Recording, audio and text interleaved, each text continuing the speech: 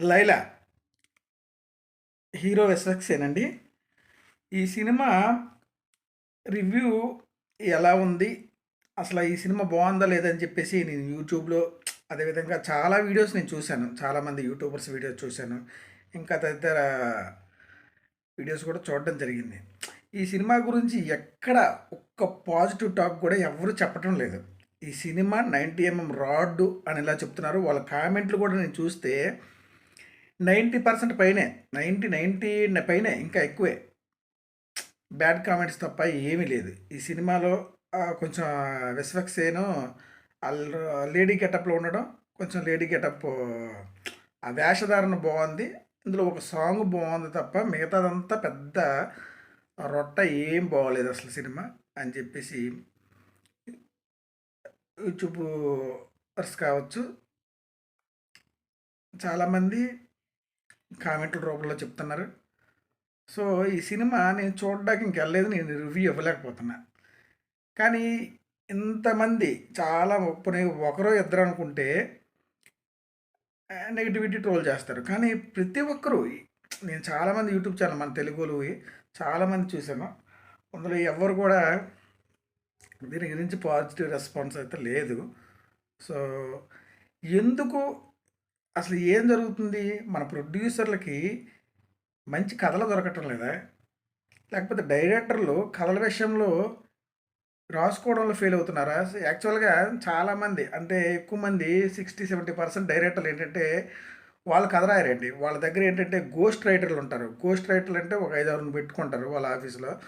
వీళ్ళు ఒక లైన్ చెప్తారు. ఆ లైన్ డెవలప్ చేయమంటారు. మళ్ళీ వాళ్ళ ఐదుగురు పాపం ఆ గోస్ట్ రైటర్లు ఎంతో కష్టపడి ఆ లైన్స్, ఆ సీన్స్ అన్నీ డెవలప్ చేసి మళ్ళీ కథని ఈళ్ళకి అందిస్తే అదంతా మళ్ళీ డైరెక్టర్ ఎవరైతే ఉన్నారో అదంతా చదువుకొని అంతా చేసుకొని మళ్ళీ ఇది కొంచెం మార్చండి అని చెప్పేసి ఆ గోస్ట్ రైటర్ల ద్వారా కథ రాపించుకొని వీళ్ళు డైరెక్షన్ వీళ్ళు కథ అని చెప్పేసి స్క్రీన్ మీద ప్రజెంట్ చేసుకుంటారు. యాక్చువల్‌గా ఈ కథ మొత్తం గోస్ట్ రైటర్లదే బాధ్యత. యాక్చువల్‌గా గోస్ట్ రైటర్లు కూడా వీళ్ళేం చేస్తారంటే ఈ లైన్ బాల్ వాళ్ళకొచ్చే ఆలోచన కూడా చాలా బావుంటది. గోస్ట్ రైటర్లు చాలా బావుంటారు. అంతకుముందు చాలామంది డైరెక్టర్ల దగ్గర పనిచేసిన వాళ్ళు మంచి మంచి కథలు ఇచ్చారు. కానీ ప్రస్తుతానికి ఏంటంటే అలా లేదు. కథల పరిస్థితి వేరేగా ఉంటుంది. గోస్ట్ రైటర్ రాసిన కథలను కూడా వీళ్ళు మార్చేయడం, ఈ లైన్ బాలేదు. ఈ విధంగా కథలను కూడా ఎంచుకునే మరి ఎంచుకునే విధంగా ఎందుకు లోపం జరుగుతుందో ప్రొడ్యూసర్ విషయంలోన, మరి డైరెక్టరు ఏం చేస్తున్నారు కథల విషయంలో అయితే పిచ్చ కథలు ఉన్నాయండి. బయటకు ఒకసారి వచ్చి చూడండి. నాలాంటి వాళ్ళ దగ్గర బొచ్చుడు కథలు ఉన్నాయి. ఇంకా చాలామంది యువత కథలు పట్టుకొని తిరుగుతున్నారు. మంచి మంచి కథలు. మీ దగ్గర ఏమున్నాయో నాకు తెలియదు కానీ బయట ఒక్కసారి కథల పోటీలు పెట్టండి. ఇప్పుడు మీలో ఎవరు కోటేశ్వరుడు అని చెప్పేసి కంటెస్టెంట్లు తీసుకొచ్చేసి ఎలాంటి ప్రోగ్రామ్స్ పెట్టారో అలాంటి ప్రోగ్రామ్ ఒకటి పెట్టండి. ఏదో ఒక టీవీలో. ఏదో ఒక టీవీలో పెడితే, ఏదో ఒక ఛానల్‌లో పెడితే కథలు పట్టుకొని పిచ్చకొస్తారు. మంచి మంచి కథలు తీసుకొచ్చు వాళ్ళ దగ్గర. ఆ కథలను మీరు సీక్రెట్‌గా వింటారా? ఆ షోలో ఏ విధంగా ప్లాన్ చేసుకుంటారనుకోండి. అలాంటి ప్లాన్ చేయండి ఆ షోని. మంచి మంచి కథలు పట్టుకొస్తాయి. ఎలాంటి కథలంటే అమ్మ మొగుడు లాంటి కథలు. బాక్స్ ఆఫీస్ షేక్ అయిపోద్ది. అలాంటి కథలు ఉన్నాయండి. నా దగ్గర ఉన్నాయి పిచ్చ కథలు. కానీ మాకు వెళ్ళే వేలు తెలీదు. వెళ్ళే దారి మాకు తెలీదు. మమ్మల్ని ఎవరు అసలు అక్కడి వరకు రానివ్వరు. అన్నపూర్ణ స్టూడియో గేట్ అవతలే ఉంటాం మేమంతా. కథలు పట్టుకోవాలనుకుంటే. ఏ స్టూడియోకి వెళ్ళినా సరే అంత తొందరగా లోపలికి వెళ్ళిపోయి కథలు చెప్పరు. పోనీ డైరెక్టర్లు ఏమైనా కథలు గోస్ట్ రైటర్ల ద్వారా రాయించుకోగలుగుతున్నారంటే అది కూడా మంచి కథలు రాయించుకోలేకపోతున్నారు. ఏం జరుగుతుంది? ప్రొడ్యూసర్లు దీనివల్ల ఏంటంటే చాలా చితికిపోతున్నారు. కథలు మంచి కాకపోవడం వల్ల పోనీ కథలు మంచివి దొరుకుతున్నాయి. ఏదో ఒకటో కథ అనేసరికి పైరసీ కూడా ఎక్కువైపోతుంది. ఎప్పటికీ ప్రొడ్యూసర్ అనేవాడే లాస్ అయిపోతాడు. ప్రొడ్యూసర్ కనుక ఇటు ఒక్క మంచి కథలు దొరక ఓ పక్కన ఏదో ఒక కథ హిట్ అయ్యింది అనుకుంటా అది వచ్చేసి పైరసీ అయిపోవడం.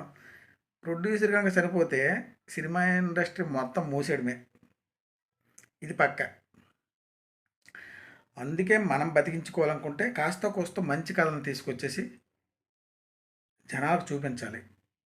అలాంటి కథలు పట్టుకొని కోకొల్లలుగా హైదరాబాద్ కృష్ణానగర్లో లేకపోతే ప్రతి పల్లెటూరులో ఉన్నారండి కథలు పట్టుకొని. మంచి కథలు. ఎందుకంటే నేనే ఈటీవీ ప్లస్‌కి రైటర్‌గా ఎళ్ళినప్పుడు మేము కొన్ని కథలతో ఎళ్ళాము. అలా చాలామంది మంచి మంచి కథలు ఒక్కొక్కరు చెబుతుంటే అసలు ఏమున్నాయి ఇలాంటివి ఎందుకు రావటం లేదు తెర మీదకంటే రానివ్వరు. ఎంతసేపు ఆళ్ళు రాసుకున్న కథలు. అందుకే ఇలా అయిపోతుంది పరిస్థితి. ప్రొడ్యూసర్ సంఘాలు వీళ్ళందరూ ఒకసారి ఆలోచించాలి డైరెక్షన్ అందరూ. బయట మంచి మంచి కథలు దొరుకుతాయి. వాళ్ళ ద్వారా మనం చా ఒక ఛానల్‌లో వీళ్ళందరిని కూర్చోబెడదాం. అక్కడ కథలు విందాం. ఆ కథల్లో ఏమైనా బాగుంటే దాన్ని హైలైట్ చేసుకొని ఆ కథను తీసుకెళ్ళి మనం తెర మీద పెడదాం. అలాగైతే మంచి మంచి కథలు పుట్టుకొస్తాయి. ఒకసారి ఆ ప్రయత్నం చేయండి అందరు కలిపి. ఎందుకు మంచి కథలు రావో నేను చూస్తా. అంత మంచి టాలెంటెడ్ యువత ఉన్నారండి బయట. ఒక్క అవకాశం, ఒక్క షో పెట్టి చూడండి కథలకు సంబంధించింది. ఎలాంటి కథలు పుట్టుకొస్తాయో మన తెలుగు ఇండస్ట్రీ షేక్ అయిపోద్ది. అలాంటి కథలు ఉన్నాయి ఒక్కొక్కరి దగ్గర. మీకు త్వరలో నేను ఒక కథ చెప్పబోతాను. నా ఓన్ కథ. అలాంటివి 2, 3 ఉన్నాయి.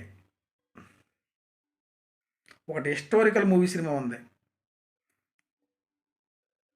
అందులో ఒక డైలాగ్ కూడా నేను రాసుకున్నా. అలాంటి నాకేం టాలెంట్ లేక కాదు. 2 రాజ్యాల మధ్య పిచ్చగా హోరాహోర జరిగే కథ. ఆ కథను దమ్ముంటే ఏ డైరెక్టర్ నేను తీయమని నేను చెప్తాను త్వరలో. అందులో వచ్చే డైలాగ్ కూడా నేను రాసుకున్నా. అంత ఆషామాషి కాదు. మా రాజ్యంలో ప్రతి మహిళ వీర మహిళ చేయి పడాలని చూస్తే ఖడ్గాను పట్టుకుని ఆ చేయి ఉండదు, కామంతో చేసిన నీ కళ్ళు ఉండవు. మా రాజ్యపు సరిహద్దుల్లో సవాలు విసిరితే శవాలు లేస్తాయి. మీరంతా ఎక్కడి నుంచి వెళ్ళాలనే ఊహను కూడా చంపేస్తాం. ఇలాంటి డైలాగులు రాసుకున్నాను నా సినిమాలో. మాలాంటి వాళ్ళు ఎందుకు ఎంకరేజ్ చేయరు? కథలు తీసుకోండి, మేము వస్తాం, మంచి మంచి కథలు ఇస్తాం. తెలుగు ఇండస్ట్రీని ఎక్కడ లేపాలి అక్కడ లేపుతాం. మీకు మీరే చెంకలు గుద్దేసుకోండి, మీకు మీరే గొప్ప అనుకుంటేలాగే.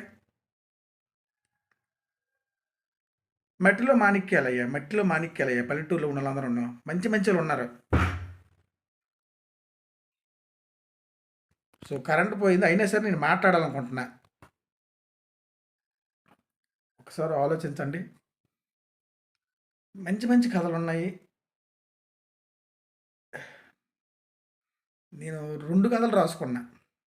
ఒకటి హిస్టారికల్ మూవీ, ఇంకోటి సమాజంలో దేవాలయం అని చెప్పేసి. అందులో కూడా నేను చాలా డైలాగ్ రాశాను. దేవాలయం బురదలో ఉన్న తామర పువ్వులో మెరిసిపోతుంది. అదేంటో సమాజం బురదలో ఉంటే కంపు కొట్టుకుపోతుంది. దేవాలయాలకైతే ముడుపులు ఇస్తాం, చందాలు ఇస్తాం.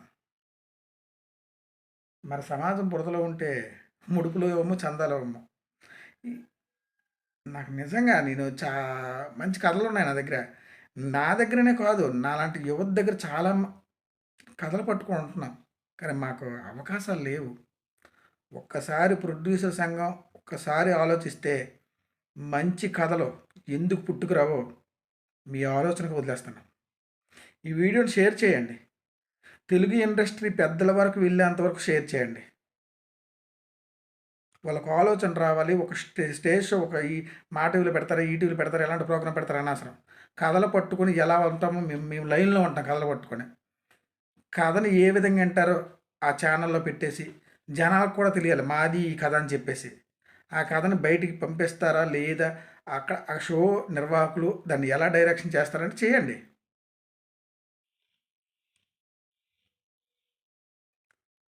ఎంతవరకు మీ చుట్టే కథలు, మీ దగ్గర ఉన్నోళ్ళే కథలు రాయాలంటే అవ్వదు. కథలు పుట్టుకురావు. ఇలా అయితే మాత్రం చాలా కష్టం. ఆలోచించుకోండి.